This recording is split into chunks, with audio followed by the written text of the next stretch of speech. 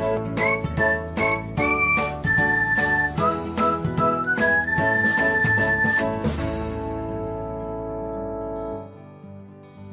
everyone, welcome back to another episode of Technologyglance.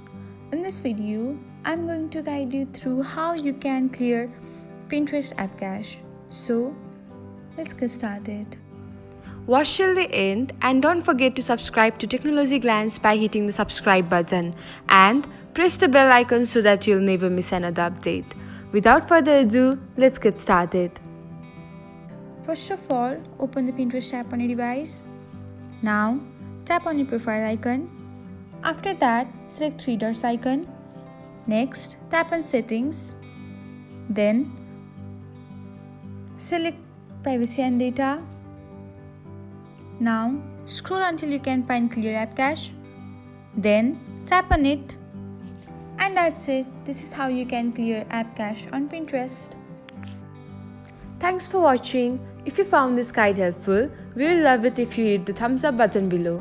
We upload great new tech tutorials like this one every day. So, don't forget to subscribe to our channel and hit the bell icon to get an update as soon as we post a video.